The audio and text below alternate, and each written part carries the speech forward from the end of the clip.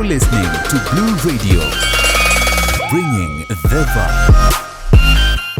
I don't know how many time for the day, but it's another interview, another opportunity to experience a brilliant mind, another opportunity to bring you a conversation that is important to you as it is important to us, our oceans, our responsibility.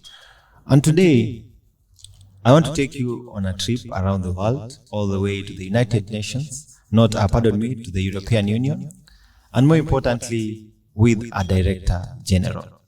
She's a trailblazer. I've been looking at her bio. Let me tell you, 4 languages. She can speak 4 good languages. I myself only speak English and my mother tongue. I'm actually envious. And in the building, seated across me this afternoon, I do have the Director General, Miss Charlina, in the building. How are you this afternoon? Thank you very much. Good afternoon to all your audience. And it's a pleasure to be in your studio and speak about my favorite topic, the ocean. Thank you very much. Actually, I want to start off by something I was reading here that is quite interesting. Yeah. So this, according to, this is Google, yeah, and Google are saying the Director General works to ensure the ocean resources are used sustainably and that coastal communities and the fishing sector has a prosperous future. You know, now that you're here, I'm actually pleased because fishing in Kenya is very huge. I'd like us to maybe veer off point and start from there. What lessons, can we as Africa and Kenya learn from Europe in terms of tapping into the blue economy? Yes, so you've been reading the mission of my Director General, which is the service, or we can say ministry, the European Ministry for Maritime Affairs and Fisheries. I have to tell you that the sustainability is at the core of our mission, because this is the best ticket to also profitability. So on one hand, it is absolutely essential that we protect our marine resources, because this is our contract with the future generation. But on the other hand, it's a very important ticket for the current generations, because especially in the fisheries sector, if you're not sustainable, if you don't protect the ecosystems that are generating your income, then your business will be very much short-term. So any greediness in the current moment will cost you the future.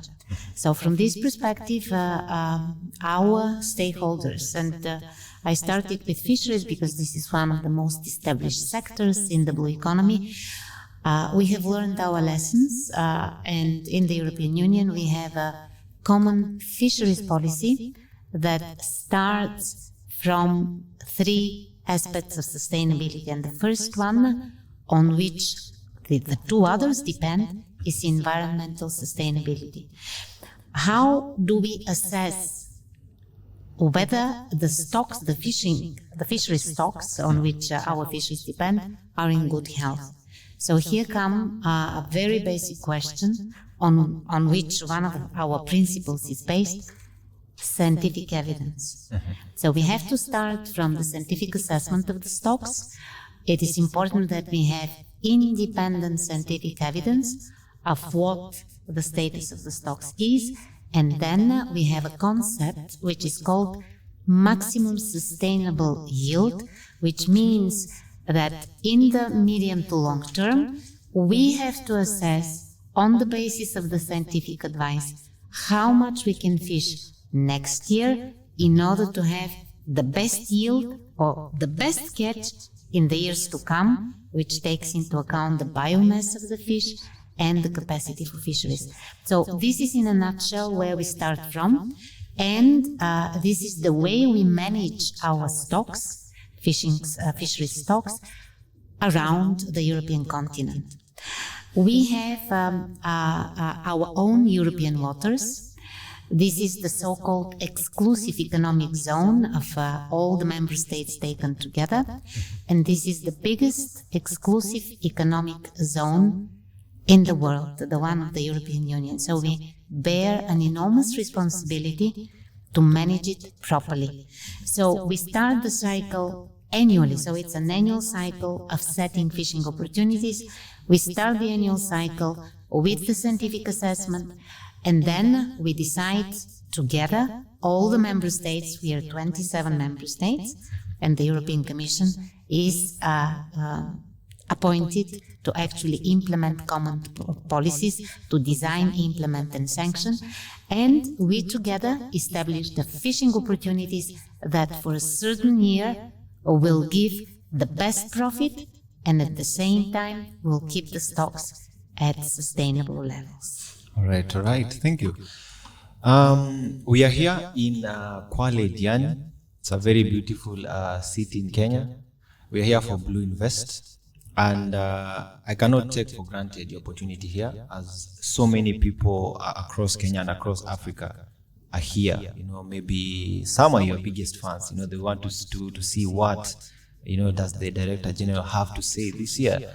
And from the little time you've interacted with the event, I would like to start off by asking, what has stood out for you in that short period of time? What has stood out for you? Yes. First of all, you have a huge potential here because you have a very long coastal line. You have also Lake Victoria. So the economy that can be based on your marine resources and aquatic resources in general, the potential is huge. So you're well placed to do the best out of it. You were asking me about what lessons learned, so don't be greedy.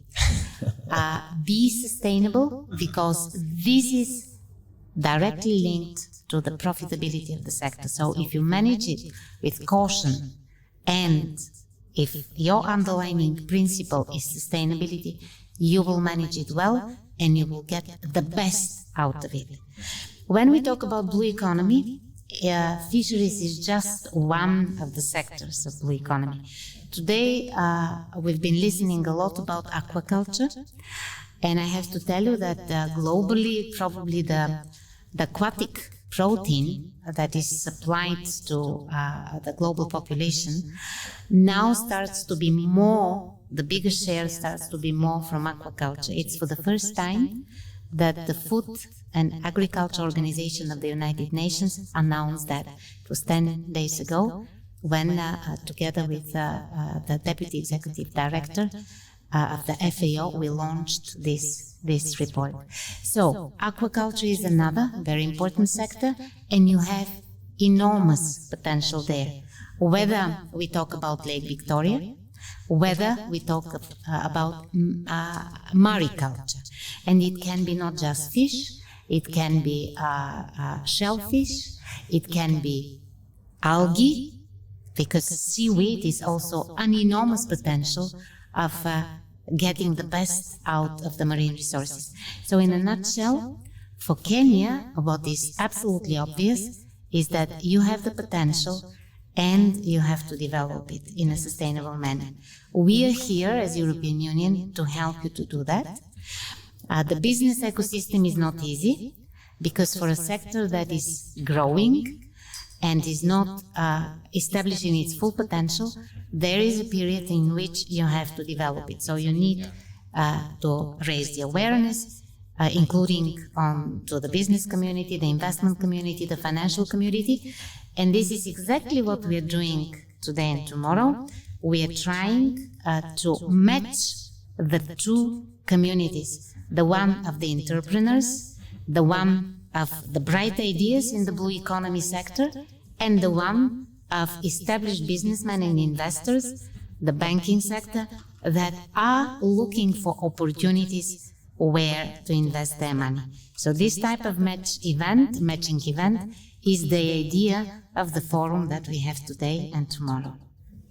All right, really powerful, yeah. I know Blue Radio is still a new concept, and we are grateful that you're here today.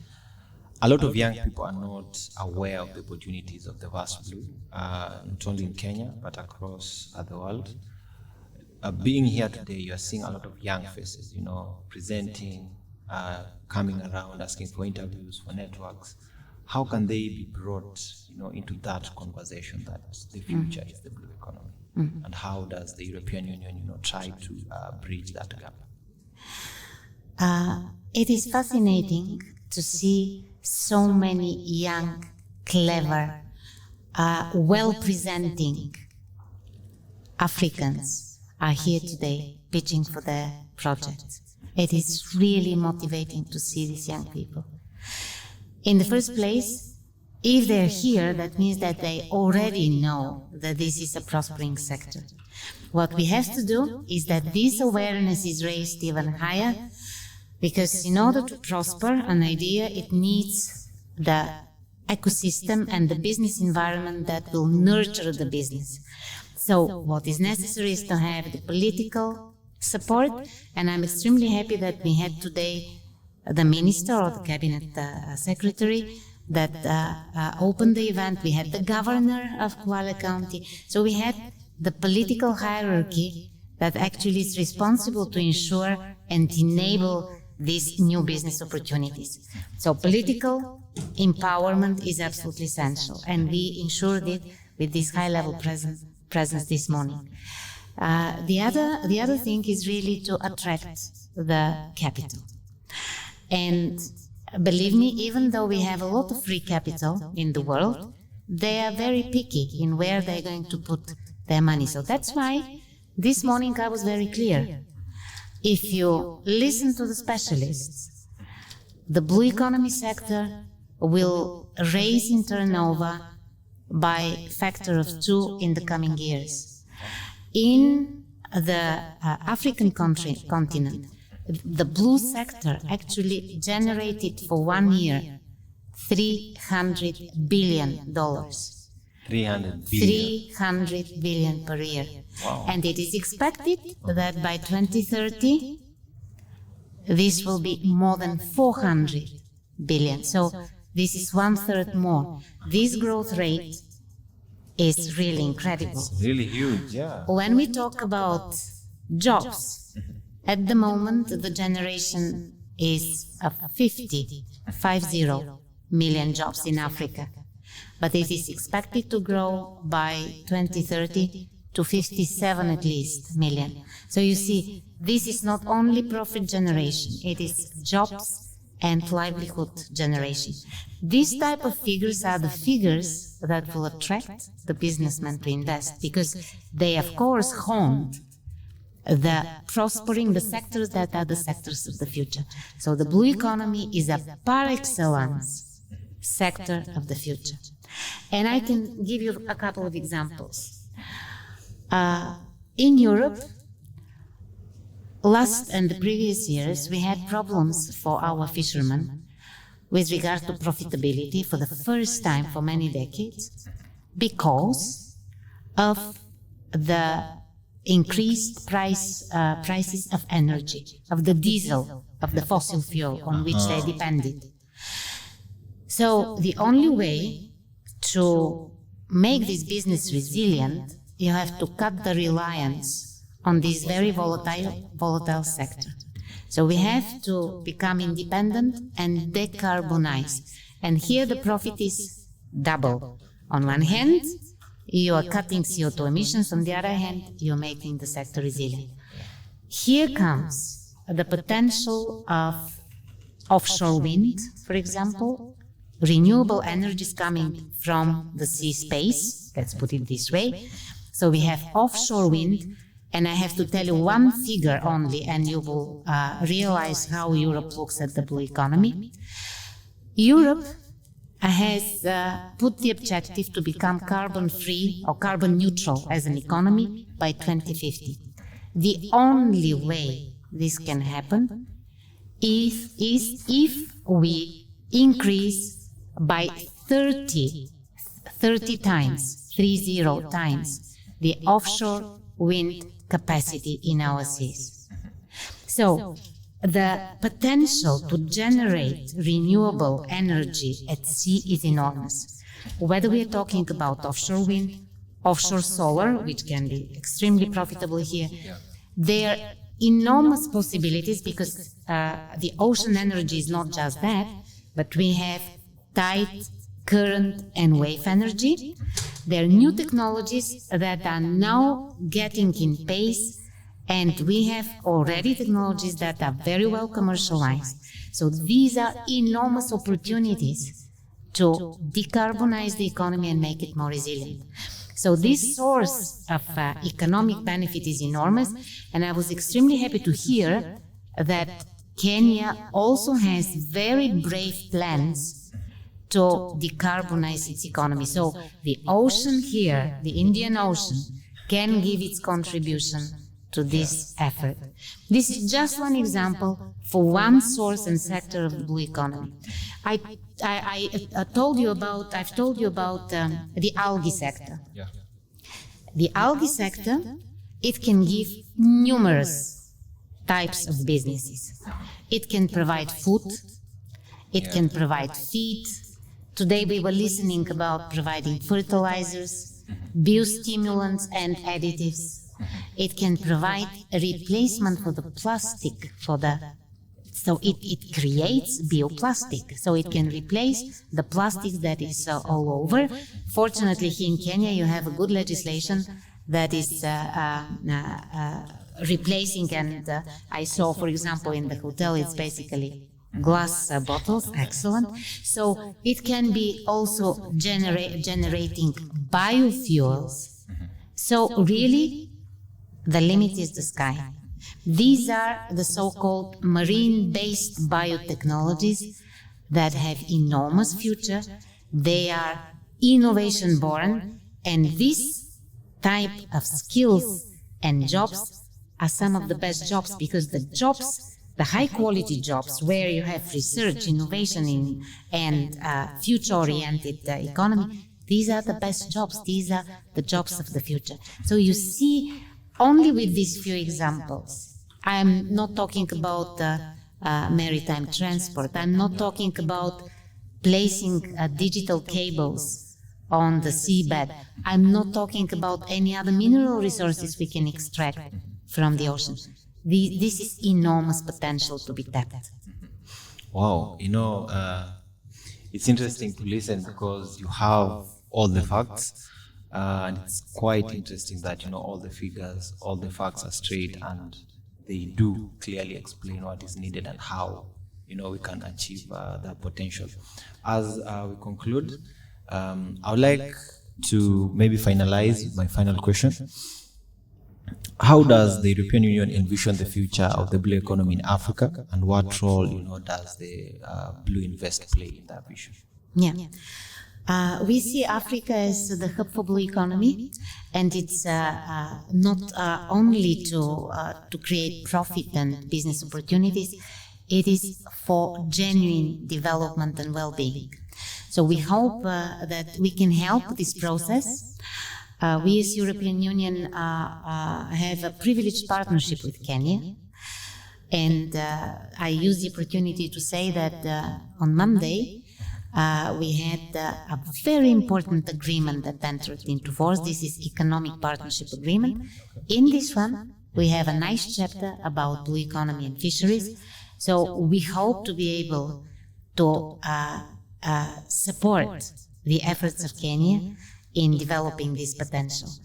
I was very happy also to see that Kenya has a strategic approach to blue economy, because Kenya is one of the countries, not many in Africa, that has a blue economy strategy. So we will be very happy to help Kenya to implement this strategy, also through helping Kenya with the maritime spatial planning, because this is essential to plan your activities at sea so that you can avoid conflicts between the various sectors and create synergies and order at sea.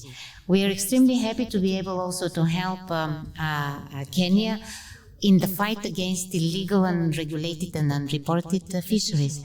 This is an enormous pressure on the marine resources, and not to say that normally it goes with other crimes like drug trafficking and so on. So in all these areas, we are going to cooperate with Kenya, and we will do our best in this extremely important partnership agreement. Let me tell you also that we work in Africa with some regional programs. We have regional programs related to the sea of the amount of 200 million euro. Euros. Yes, Okay. not Kenyan currency. And the one that is very important for Kenya is the regional program for the Western Indian Ocean, which covers areas like ocean research, innovation in blue economy, and sustainable management of fisheries stocks. It is of the amount of 58 million euro. So there is a lot of opportunities out there. We are ready not only to provide financial support, but also to share knowledge. It's two directions, because you have knowledge that we would like to share on our side, and vice versa. So we are here to work together. Globally, we are also very good allies, because we have same vision and we share the same values of sustainability, of well-being, and the same way of global governance of the oceans. So we are looking forward to this partnership. All right. Thank you very much. Peradventure, everyone forgets everything we've talked about. I'd love, or rather I've picked the importance of capacity sharing, that we can work together to build a better blue economy. Thank you very much.